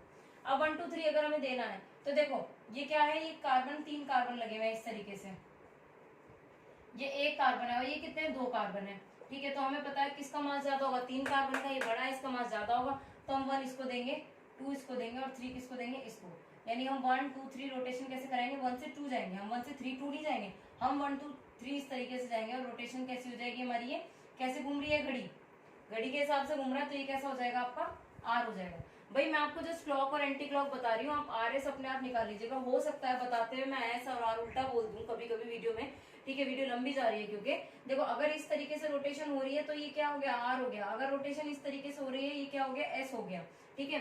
तो यहाँ रोटेशन कैसी हो रही है, घड़ी की, जैसे घड़ी घूमती है, तो ये क्या हो गया आपका, ये हो गया आपका आर। तो ये रूल नंबर 2 था कि अगर 2 एटम सेम हो, क्योंकि 2 एटम सेम हो तो कार्बन से इधर भी कार्बन ही जुड़ा है और इधर भी कार्बन और इधर भी कार्बन, तो कंफ्यूज नहीं होना अब किसे देना है, जो ज्यादा कार्बन लगे होंगे उससे अगला देख लो, उससे अगला इधर क्या है कार्बन, इसमें इससे इसके पास क्या हाइड्रोजन लगा हुआ है, ठीक है, इधर क्या लगा हुआ है, इधर तो हाइड्रोजन लगा हुआ है ना इस तरीके से एच एच एच, लेकिन इधर क्या लगे हुए, कार्बन लगे हुए, इधर भी कार्बन है पर इधर 2 है इधर 3 है, तो जिसपे 3 है उसे आप क्या करेंगे, ज्यादा प्रायोरिटी देंगे। क्लियर। रूल नंबर 3 क्या कह रहा है आपको, अब नेक्स्ट रूल नंबर 3 आपको क्या कह रहा है, रूल नंबर 3 कह रहा है कि अगर आपको कोई भी मतलब जैसे मैंने अभी रूल नंबर 2 बताया आपको इस तरीके से ये है कि अगर कोई भी आपका कंपाउंड है, देखो रूल नंबर 3 क्या कहता है आपको, रूल नंबर 3 कहता है कि अगर कोई भी कंपाउंड है उसमें डबल बॉन्ड या ट्रिपल बॉन्ड लग रहा है, ठीक है, किसकी बात कर रहे हैं हम बात कर रहे हैं डबल बॉन्ड या ट्रिपल बॉन्ड की। अगर उसमें डबल बॉन्ड और ट्रिपल बॉन्ड लगा है तो जितने डबल बॉन्ड जो भी डबल बॉन्ड लगे होंगे हमें उतने ही एटम बना लेते हैं। एटम कैसे कि अगर मान लीजिए सपोज एक सिंपल सी बात है कि इस तरीके से हमारा लगा हुआ है C डबल बॉन्ड OH, ठीक है, एल्डिहाइड ग्रुप है सबको पता है, अगर हम इसको खोलेंगे तो इसको ऐसे खोल सकते हैं आप HOH, यानी जितने डबल बॉन्ड से वो एटम अटैच होगा आप उतने टाइम्स उस एटम को लिख दीजिए, ठीक है, आप उतने टाइम्स उस एटम को लिख दीजिए। जैसे मान लीजिए C ट्रिपल बॉन्ड N है, ठीक है, C ट्रिपल बॉन्ड N है। अगर आप इसे खोलेंगे तो ये कैसे खुलेगा, ये ऐसे खुलेगा कि C और ये N ट्रिपल बॉन्ड है, यानी इसके इधर भी C लगा हुआ है, इसके इधर साइड वाला एटम जो लगा होगा, और इधर क्या है ट्रिपल बॉन्ड है, इधर क्या N, तो इधर भी N आ गया और इधर भी N आ गया। जितने डबल बॉन्ड या ट्रिपल बॉन्ड लगे होंगे उतने एटम लगा दो आप। यहाँ पर इस कार्बन के बराबर में क्या लगा है, नाइट्रोजन, तो नाइट्रोजन लगा दी। इस नाइट्रोजन के बराबर में क्या डबल बॉन्ड, और वो किससे अटैच है, कार्बन से, तो कार्बन लगा दी। ये था रूल नंबर 3 कि जितने डबल बॉन्ड और ट्रिपल बॉन्ड होंगे आप उसमें उतने ही एटम्स को लगा दीजिएगा, ठीक है, और उससे आप क्या करेंगे, उसको प्रायोरिटी दे देंगे। क्लियर। रूल नंबर 4 क्या कह रहा है आपको, रूल नंबर 4 कह रहा है अगर इस तरीके से आपका कोई ग्रुप दिया हुआ है, ये फिशर प्रोजेक्शन है आपका, ठीक है। अब हमें इसको प्रायोरिटी देनी है। प्रायोरिटी कैसे देंगे हम, Cl सबसे बड़ा, OH तीसरा ये और चौथा ये, घुमा दो 1 2 1 2, हमें 1 2 देखना है। ये इस तरीके से यानी क्या हो रहा है, एस एंटी क्लॉकवाइज जा रहा है। लेकिन अगर ये लोवेस्ट प्रायोरिटी ग्रुप, यानी लोवेस्ट प्रायोरिटी ग्रुप का क्या मतलब है, यहाँ पे ये जो रूल है ये लोवेस्ट प्रायोरिटी रूल है, ठीक है, लोवेस्ट प्रायोरिटी रूल होगा क्या कि अगर ये लोवेस्ट प्रायोरिटी ग्रुप यानी ये जो हाइड्रोजन है, अगर ये हॉरिजॉन्टल लाइन पे आ गया तो जो आपका S आएगा उसको आप R में कन्वर्ट कर देना, सिंपल। अगर ये आपका लोवेस्ट प्रायोरिटी ग्रुप, यानी जब आप 1 2 3 4 प्रायोरिटी दे रहे हैं उसमें जो सबसे लोवेस्ट प्रायोरिटी ग्रुप होगा, यानी जिसपे भी 4 आ रहा होगा, उस 4 को आप क्या करें, उस 4 को अगर वो आपका आ रहा है S रोटेशन करा के, तो S से R में कन्वर्ट कर देना, ठीक है। लेकिन अगर ये ग्रुप आपका इस तरीके से दिया हुआ है, यहाँ पर आपका हाइड्रोजन है, ये OH हो गया, ठीक है, ये Cl हो गया, CH3 हो गया, ठीक है, 1 ये हो गया, सॉरी 1 ये हो गया, 2 ये हो गया और 3 ये हो गया, तो 1 2 3। अब क्या रोटेशन आ रही है आपकी, S आ रही है, तो यहाँ पर अगर S है तो वो ऐसी रहेगी, क्यों, क्योंकि अब की बार जो 4th नंबर का ये है ना हाइड्रोजन, जो 4th प्रायोरिटी ग्रुप है आपका, ये जो हाइड्रोजन है, ये हाइड्रोजन ऑलरेडी वर्टिकल लाइन पे आ रहा है। अगर ये वर्टिकल यानी इस वाली लाइन पे आ रहा है 4th प्रायोरिटी ग्रुप, तो S ही रहेगा और R ही रहेगा, ठीक है। लेकिन अगर वो 4th प्रायोरिटी ग्रुप इस पे आ रहा है हॉरिजॉन्टल लाइन पे, तो S को R में चेंज कर देना और R को S में चेंज कर देना, ठीक है। ये आपका रूल नंबर 4 था, किसका, RS का। RS होप सो आपको सबको क्लियर हो रहा होगा, बहुत ही सिंपल है, ठीक है। अब रूल नंबर 5 क्या कहता है आपको, रूल नंबर 5 ऐसे सिंपल ही है, मैं आपको ऑलरेडी बता चुकी। रूल नंबर 5 कह रहा है अगर कोई रोटेशन हो रही है कैसी, क्लॉकवाइज, तो वो R होगा। ये 5 रूल यही बताता है, इसका 5th रूल। और अगर कोई एंटी क्लॉकवाइज हो रही है तो वो S होगा। एंटी क्या होगी आपकी, S होगी, ठीक है। तो ये आपका रूल क्या बता रहा है कि अगर कोई क्लॉकवाइज है तो R होगा और एंटी क्लॉकवाइज है तो S होगा, ठीक है। ये रूल नंबर 5 था, ठीक है। रूल नंबर 6 आपको क्या कह रहा है, ध्यान से समझिएगा। इसके 6 रूल थे, 6 के 6 आप प्लीज वीडियो को पॉज करके या कुछ भी करके देख सकते हैं दोबारा। यहाँ पे अगर ये 6 रूल आप कर लेते हैं तो आप RS में कभी गलती करेंगे ही नहीं, ठीक है।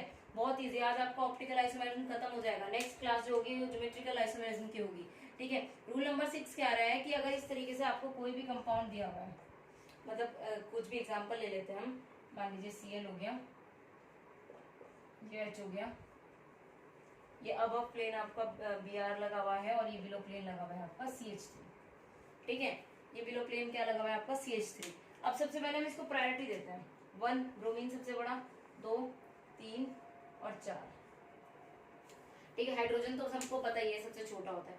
अब हमें क्या करना है, अगर इस तरीके से कंपाउंड ऐसे आ जाए, पहले तो मैं आपको फिशर बता रही थी कि सिंपल ये इस तरीके से बता रही थी फिशर।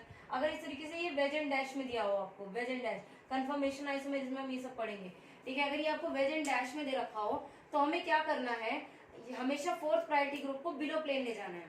4th प्रायोरिटी ग्रुप को कहाँ लेकर जाना है, बिलो प्लेन। ये आपका बिलो प्लेन होता है जो डैश से दिखाया जाता है। तो हम क्या करेंगे, 4th प्रायोरिटी ग्रुप को बिलो प्लेन ले जाएंगे और उसके लिए हम क्या करेंगे, रोटेशन करा देंगे इसमें। रोटेशन कैसे कि ये जो आपका इस तरीके से लगा हुआ है, ये H इधर आ जाएगा, ठीक है। ये जो H है आपका, वो H कहाँ आ जाएगा, यहाँ आ जाएगा, ठीक है। ब्रोमीन अब फिर हम रोटेशन कराते हैं, ये ऊपर चला गया आपका, सपोज ब्रोमीन इधर आ गया, ठीक है। और नीचे क्या आ गया आपका CH3 और Cl, ये क्या आ गया आपका CH3 और ये आ गया आपका Cl। हमने कुछ नहीं कराया, हमने रोटेशन कराई, इसको इधर CH3 की जगह CH3 Br की जगह, BrCl की जगह, ठीक है। इस तरीके से हमने रोटेट कराई। अब रोटेट कराने के बाद क्या करूँ, दे दो इसको नंबरिंग 1 2 3, तो 1 2 3 कैसा आ गया अभी ये S, कैसा आ गया ये S। तो ये रूल क्या कह रहा है, रूल नंबर 6, कि हमेशा जो फोर्थ प्रायोरिटी ग्रुप होगा, फिशर में क्या बताया था आपको, फोर्थ प्रायोरिटी ग्रुप अगर वर्टिकल पे है तो एस एस रहेगा और आर आर रहेगा, लेकिन अगर वही प्रायोरिटी ग्रुप आपका हॉरिजॉन्टल पे है तो आर से एस में और एस से आर में कन्वर्ट कर देना। लेकिन रूल नंबर 6 कह रहा है अगर वेज एंड डैश दे रखा है आपको, वो बिलो प्लेन है, ठीक है। अगर आपको fourth priority group below plane है तो कुछ नहीं छेड़ना। अगर सपोज इसकी जगह पे ये यहाँ पे हाइड्रोजन हो जाता और ये ब्रोमीन एज इट इज रहता और ये Cl हो जाता और ये CH3 हो जाता, तब यहाँ ये सही था। अब आपको कोई आर इसमें चेंज नहीं करना क्योंकि हाइड्रोजन ऑलरेडी बिलो प्लेन है, लेकिन यहाँ पर हाइड्रोजन बिलो प्लेन नहीं था। फोर्थ प्रायोरिटी ग्रुप, हाइड्रोजन की बात नहीं कर रही हूँ, जो चौथे नंबर पे आएगा प्रायोरिटी में, तो चौथे नंबर वाला अगर आपका बिलो प्लेन नहीं है तो आपको उसको पहले बिलो प्लेन करना है, फिर उसके बाद उसमें RS बताना है। तो ये आपके रूल थे किसके, RS के। ये 6 रूल है, अगर 6 के 6 रूल आपने अच्छे से पढ़ लिए तो आपका RS बिल्कुल क्लियर हो जाएगा। ये एग्जाम्पल करते हैं, चलिए हम RS में, ठीक है। प्रायोरिटी देते हैं, ये क्या हो गया 1, ये क्या हो गया 2, ये क्या है आपका 3 क्लोरीन और फोर्थ क्या हो गया आपका ऑक्सीजन। ये प्रायोरिटी मैं आपको बता चुकी। एटॉमिक वेट, जिसका एटॉमिक वेट ज्यादा होगा, एटॉमिक वेट बताओ, एटॉमिक नंबर बताओ, आप दोनों से दे सकते हैं, जिसका जितना ज्यादा एटॉमिक नंबर हो उतना बड़ा, ठीक है। अब इसकी प्रायोरिटी कैसे होगी, 1 के बाद 2, तो यानी ये, ठीक है, 1 के बाद 2, तो ये कौन सी रोटेशन हो रही है, आर हो रही है, क्लॉक वाइज, जैसे घड़ी घूमती है ऐसे। लेकिन लेकिन लेकिन ध्यान से देखो, फोर्थ प्रायोरिटी ग्रुप आपका कहाँ आ रहा है, हॉरिजॉन्टल पोजीशन पे आ रहा है। अगर फोर्थ प्रायोरिटी ग्रुप किस पे आता है, हॉरिजॉन्टल पे आता है, तो हम आर से किस में चेंज कर देते हैं, एस में चेंज करते हैं। तो इसकी जो एक्चुअल कॉन्फ़िगरेशन होगी वो क्या होगी आपकी, एस होगी। क्लियर। इसी तरीके से उसमें देखिए 1 क्या होगा आपका, सबको आराम से पता चल रहा है, 1 क्या है ब्रोमीन, 2 क्या है आपका, ये 2 क्या है OH। क्यों, क्योंकि COH क्यों नहीं है, क्योंकि इधर पहले O लगा हुआ है, इधर C लगा हुआ है। ऑक्सीजन का मास 16 होता है और C का 12 होता है। 3 क्या होगा आपका, ये होगा। क्यों, क्योंकि इसमें C के बाद O है और उसमें C के बाद H है। तो 1 2 3 घुमा दो, इधर करेंगे तो 1 3 पहले आ रहा है, उधर से घुमाओ इस तरीके से, ठीक है। जब हम इस तरीके से इसको घुमा रहे हैं तो ये क्या आ रही है हमारी रोटेशन, आर आ रही है। लेकिन फोर्थ प्रायोरिटी ग्रुप यानी CH3 क्या है, उसमें फोर्थ प्रायोरिटी ग्रुप कहाँ आ रहा है, हॉरिजॉन्टल पे आ रहा है, तो ये भी आर से क्या हो जाएगी आपकी, एस हो जाएगी, क्योंकि फोर्थ प्रायोरिटी ग्रुप किस पर आ गया आपका, हॉरिजॉन्टल पोजीशन पर आ गया। ठीक है, समझ आई ये बात आपको। नेक्स्ट एग्जांपल है आपका, मान लीजिए ये ग्लूकोज का स्ट्रक्चर है, ठीक है। इसमें ग्लूकोज का फॉर्मूला होता है C6H12O6, ठीक है। अब इसमें देखिए हमारे पास 6 कार्बन है, ये क्या है हमारे पास कार्बन है सारे 1 2 3 4, ठीक है। 6 कार्बन की बात कर रही हूँ मैं, 1 2 3 4 5 और ये 6, 6 कार्बन एटम्स है हमारे पास, ठीक है। तो 1, अब ये क्या है हमारा कायरल सेंटर है, कैसे है देखो, 1 पोजीशन ये होगी इसकी, एक, दूसरा क्या हो गया इतना बड़ा ग्रुप जो नीचे लगा हुआ है, ये दूसरी पोजीशन होगी, तीसरा क्या है ये CH2 और चौथा क्या है ये, ठीक है। घुमा दो, चारों ग्रुप अलग अलग लग गए, तो 1 2 3 इस तरीके से, 1 के बाद 2, तो क्या आ रहा है ये R आ रहा है, क्या आ रहा है ये R आ रहा है। सिंपल रोटेशन जैसे घड़ी घूम रही है ऐसे घूम रहा है, R आ रहा है। लेकिन फोर्थ प्रायोरिटी ग्रुप कहाँ गया, हॉरिजॉन्टल पे आ गया, तो ये R से किस में हो जाएगा, S में हो जाएगा, ठीक है। कार्बन नंबर 2 की बात करते हैं, 1 क्या हो गया ये हो गया, 2 क्या हो गया ये हो गया, 3 ऊपर हो गया और फोर्थ क्या हो गया ये हो गया। तो 1 2 3 1 2 3 यानी R। अब R सॉरी 1 2 उल्टा घुमा दिया ये 3 है, ठीक है। 1 2 ये इस तरीके से घूम रहा है यानी S घूम रहा है, लेकिन फोर्थ प्रायोरिटी ग्रुप वापस से क्या है, हॉरिजॉन्टल पे है, तो S से क्या हो जाएगा, R हो जाएगा। ये देखो अब यहाँ पर क्या है 1, ऊपर क्या होगा आपका इस कार्बन के लिए, ठीक है। इस कार्बन के लिए ऊपर क्या है आपका 2 है, ऊपर क्यों है 2, क्योंकि ऊपर बहुत सारे कार्बन लगे हुए और नीचे कम लगे हुए हैं। ये 3 होगा आपका, ये 4 होगा, तो 1 2 1 2, ठीक है। 1 2 यानी क्या हो गया ये S हो गया। फोर्थ प्रायोरिटी ग्रुप कहाँ है, हॉरिजॉन्टल पे, तो क्या हो जाएगा R हो जाएगा। ये देखो 1 ऊपर 2 नीचे 3, तो 1 2 3 कैसे घूम रहा है, S घूम रहा है, S से क्या हो जाएगा ये R हो जाएगा। क्यों, क्योंकि फोर्थ प्रायोरिटी ग्रुप का है, हॉरिजॉन्टल पोजीशन पे। तो अगर बहुत सारा इस तरीके से बड़ा सा कंपाउंड दिया हो, हर एक कार्बन एटम को लेते रहो और उसमें RS बताते चले जाओ, ठीक है। बहुत इंपॉर्टेंट था। अब मैं आपको एनहांसोमर्स जो मैंने अभी आपको थोड़ी देर पहले बताए थे, तो एनहांसोमर पेयर में अगर इस तरीके से आपका पेयर है, एक का कॉन्फ़िगरेशन R आ रहा है तो एक का S आ रहा है, तो आप ऐसे ही बता दोगे ये कैसे हैं, एनहांसोमर्स हैं। यानी एनहांसोमर्स में कॉन्फ़िगरेशन हमेशा कैसी आती है, R और S आती है, ठीक है। यहाँ तक क्लियर हुआ। तो मैंने आपको एग्जांपल भी कराया RS का। इसके बाद हम देखते हैं कि जो कायरल मॉलिक्यूल्स होते हैं उनकी रिएक्शन कैसे होती है। क्या देखते हैं हम, रिएक्शन ऑफ कायरल मॉलिक्यूल्स। थोड़ा सा केमिस्ट्री आ जाएगी यहाँ पे proper organic reaction of chiral atoms. ठीक है, जो रिएक्शन होती है हमारी 3 तरीके से होती है। एक तो होती है रिटेंशन, एक होती है आपकी इन्वर्जन, और तीसरी होती है रेसिमाइजेशन।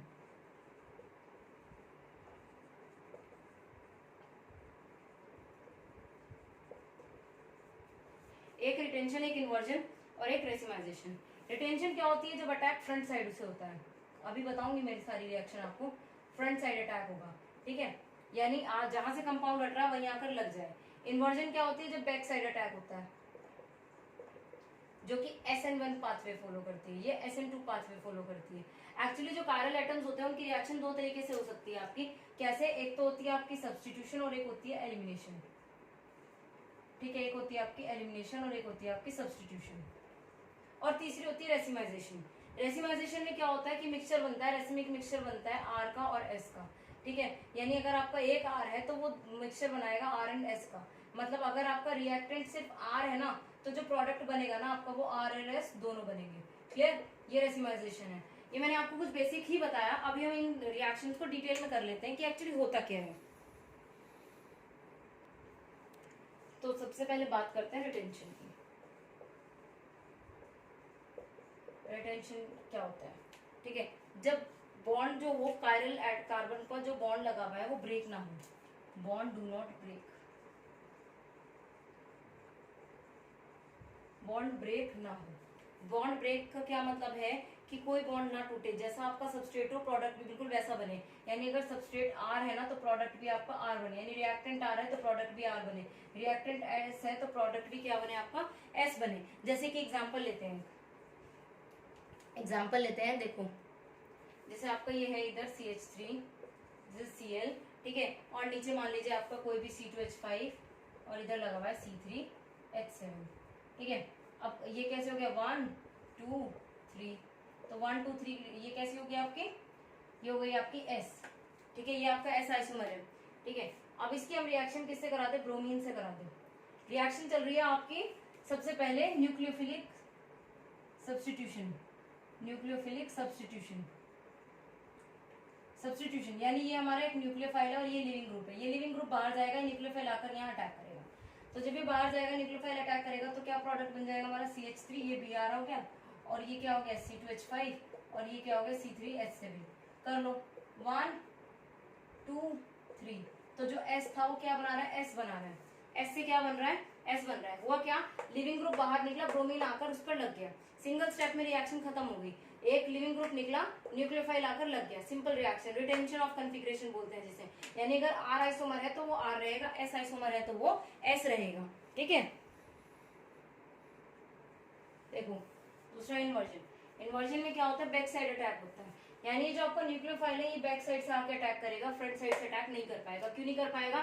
क्योंकि यहाँ पर जो आपका क्लोरीन लिविंग ग्रुप है ये एक स्टेप में नहीं लीव करता, ये स्टार्टिंग में लीव नहीं करता, ये अपनी जगह पर ऐसे ही रहता है। तो ये जो बाकी के एटम्स हैं, मॉलिक्यूल्स हैं, ये आपस में खुद को शिफ्ट करके क्या करते हैं? OH बैक साइड से अटैक करता है और आकर इस तरीके से एक ट्रांजिशन स्टेट बना लेते हैं। This is what? Transition state. ये बहुत अनस्टेबल स्टेट होती है, बहुत ही कम टाइम के लिए रहती है। और ये फिर स्टेट के बाद क्या होता है? जो लिविंग ग्रुप है, या आपका जो क्लोरीन है, ये क्लोरीन बाहर निकल जाएगा और आपका आइसोमर जो फर्दर लास्ट में था वो बन जाएगा आपका। ठीक है, जो लास्ट में आपका आइसोमर था वो बन जाएगा। इसमें क्या होगा? अगर आपका R आइसोमर है तो वो S में चेंज हो जाएगा, अगर आपका S है तो वो R में चेंज हो जाएगा इन्वर्जन में। ठीक है, ज्यादातर जो SN2 रिएक्शन होती है उसमें इन्वर्जन होता है, जिसको बोलते हैं वाल्डेन इन्वर्जन। ठीक है, उसको क्या बोलते हैं? वाल्डेन इन्वर्जन बोलते हैं। देखो बहुत ही बेसिक में मैंने आपको पूरा खत्म करा दिया, मैंने कोई लैंग्वेज नहीं पढ़ाई, मैंने कोई आपको बहुत लंबी लंबी कहानियां नहीं सुनाई, डायरेक्ट मैं आपको टॉपिक करा रही हूँ। ठीक है, कि ये अगर CH3 3H7 और Cl इस तरीके से लगा हुआ है तो एकदम से लिविंग ग्रुप बाहर नहीं जाता, OH आके बैक साइड से अटैक कर देता है और ये आपका बीच में एक स्टेट बनती है, इसको ट्रांजिशन स्टेट कहते हैं। और फिर क्या होता है? फिर बाद में Cl बाहर निकलता है और एक स्टेबल स्टेट आपकी फॉर्म हो जाती है। ठीक है, तो ये क्या था आपका इन्वर्जन। तीसरा हम पढ़ते हैं रेसिमाइजेशन। देखो रेसिमाइजेशन में क्या हो रहा है? रेसिमाइजेशन में अगर R आइसोमर है, ठीक है, एक आइसोमर होगा आपका, एक से 2 बनेंगे, या तो RR बनेगा या RS बनेगा। ठीक है, अगर S है तो मतलब आपका अगर रिएक्टेंट S है तो उससे जो प्रोडक्ट बनेगा वो RS या SS बनेगा। कैसे बनेगा? देखो ये अब हमें पता है कि हमें एक कंपाउंड दे दिया, रिएक्टेंट दे दिया, इस पे एक कायरल सेंटर प्रेजेंट है। कैसे? ये Cl अलग हो गया, इधर CH3 हो गया, इधर H हो गया और इधर ये पूरा हो गया। ठीक है, प्रायोरिटी करें तो 1, ये 2, इधर 2 कार्बन लगे हुए हैं, इधर 3 लगे हुए हैं, तो 1 2 3 कैसा हो गया? ये आपका R हो गया। ठीक है, R आइसोमर हो गया आपका सपोज। ठीक है, अब हम क्या कर रहे हैं, अगर हम इसमें एक बाहर से कोई भी एक्स्ट्रा कोई भी ग्रुप लाकर इस पे अटैक कराते हैं, यानी इस पे, ये क्या है आपका? ये आपका है प्रोकायरल सेंटर। बताया था मैंने आपको प्रोकायरल सेंटर, यानी जिसमें अगर आप कोई एक चेंज कर दें, उस चेंज करने की वजह से कायरलिटी आ जाए। जैसे अगर ये Cl यहाँ पर आकर अटैक करता है और यहाँ लग जाता है, जैसे इसमें लग गया, तो ये भी क्या हो गया? अब आपका कायरल हो गया, वो मॉलिक्यूल भी कैसा हो गया? आपका कायरल हो गया। उसमें चारों साइड्स अलग होगी। अब ये 1 हो गया, वो 2 हो गया, ये 3 हो गया। ठीक है, 1 2 3 1 2 3 यानी कैसे जा रहा है? S जा रहा है, R जा रहा है, ये R जा रहा है, और एक 1 2 3 वो ऑलरेडी है, 1 2 3 वो कैसे जा रहा है? S जा रहा है। ठीक है, यहाँ पे S कन्फिग्रेशन बन रही है, आप निकाल कर देख लीजिएगा। तो R से क्या बना? RS बन गया। एक R से क्या बना? मिक्सचर बन गया। किसका मिक्सचर बन गया? R और S दोनों का मिक्सचर बन गया। तो रेसिमाइजेशन क्या है कि कोई एक आपका R दिया होगा और उससे मिक्सचर बन जाएगा, किसका? R और S का। क्योंकि मैंने आपको बताया था रेसिमिक मिक्सचर क्या होता है, जिसमें रेसिमिक मिक्सचर होता है जिसमें प्लस और माइनस दोनों फॉर्म क्या हो? बन जाए। ठीक है, ये क्या होता है आपका? Racemic mixture. ओके, तो रेसिमाइजेशन था आपका, इन्वर्जन था, और आपका क्या था? रिटेंशन था। यानी ये कौन सी थी आपकी? Nucleophilic substitution reaction. जो कायरल मॉलिक्यूल्स होते हैं वो जनरली क्या दिखाते हैं आपको? Nucleophilic substitution reaction. इसके बाद एक टर्म आती है आपकी रिजोल्यूशन। ठीक है, इसके बाद एक टर्म आती है आपकी रिजोल्यूशन। जैसे रेसिमिक मिक्सचर क्या था? दो प्लस और माइनस फॉर्म का मिक्सचर क्या था? Racemic mixture. तो यही अगर प्लस और माइनस फॉर्म आपको दी हुई हो और ये दोनों क्या हो? आपस में मिक्स हो, और आपको क्या करना है? इनको सेपरेट करना है, तो हम वर्ड यूज करते हैं क्या? रेजोल्यूशन। यानी separation of R and S mixture is called resolution. तो रेजोल्यूशन क्या होता है? सेपरेशन करना, किसको? R और S को। तो R और S को सेपरेशन करना होता है रेजोल्यूशन। अब रेजोल्यूशन कुछ टाइप से हो सकता है रेजोल्यूशन आपका मैकेनिकल हो,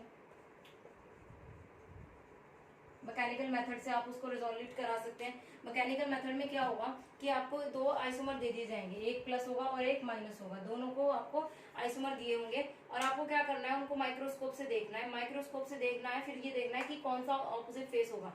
प्लस वाले को अलग कर लेना है, किससे? आपको किसकी? ट्वीजर की हेल्प से। ट्वीजर दिया जाएगा, प्लस को उठा के अलग कर दो, माइनस को उठाकर अलग कर दो। ठीक है, ये मैकेनिकल मेथड जो सबसे बेसिक मेथड यूज किया जाता है कि माइक्रोस्कोप से देख लो कंपाउंड को, कौन सा प्लस वाइज जा रहा है, कौन सा डेक्स्ट्रो है, कौन सा लिवो, और उन दोनों को क्या कर लो? अलग कर लो। तो ये था आपका मैकेनिकल मेथड, बट ये ज्यादा प्रैक्टिस में नहीं लाया जाता, इसकी ज्यादा वैल्यू नहीं होती, और ये बहुत टीडियस भी है, बहुत मतलब आपको बहुत ज्यादा इसमें काम करना पड़ता है, और कभी कभी इससे सेपरेशन जो होता है ट्रबलसम हो जाता है, दिक्कत होती है इससे सेपरेट करने में। ठीक है, तो कुछ मेथड, एक बायोकेमिकल सेपरेशन होता है। ठीक है, जैसे मैकेनिकल था इस तरीके से बायोकेमिकल भी होता है। इसमें क्या होता है बायोकेमिकल सेपरेशन में? बायोकेमिकल सेपरेशन लिविंग ऑर्गेनिज्म की हेल्प से होता है, बायोकैटलिस्ट की हेल्प से होता है। किसकी हेल्प से होता है? बायोकैटलिस्ट की हेल्प से। ये ठीक है, बायोकैटलिस्ट की हेल्प से होता है। इसमें क्या होता है? जो लिविंग ऑर्गेनिज्म होते हैं वो ऑप्टिकली एक्टिव बायोकैटलिस्ट यूज करते हैं, जिनको हम एंजाइम बोलते हैं। ठीक है, यानी जो बायोकैटलिस्ट यूज होंगे वो भी कैसे होंगे? ऑप्टिकली एक्टिव, ताकि वो प्लेन पोलराइज लाइट को रोटेट करा सकें और आप डी और एल फॉर्म को अलग कर सकें। ठीक है, तो वो भी क्या होंगे? उनको क्या बोलते हैं? बायोकैटलिस्ट या फिर एंजाइम्स बोला जाता है जिनको। तो जब वो लिविंग ऑर्गेनिज्म किसी भी रेसिमिक मिक्सचर में ऐड करेंगे, यानी आपको प्लस माइनस जो ये रेसिमिक मिक्सचर होगा इसमें आप ये एंजाइम ऐड करेंगे, इस एंजाइम के ऐड करने से वो क्या करेगा? धीरे धीरे वो एंजाइम उसको खाना शुरू कर देगा। ठीक है, किसी एक को खा जाएगा और कोई एक रह जाएगा, जिससे आपको पता चल जाएगा अच्छा एक R था या एक S था।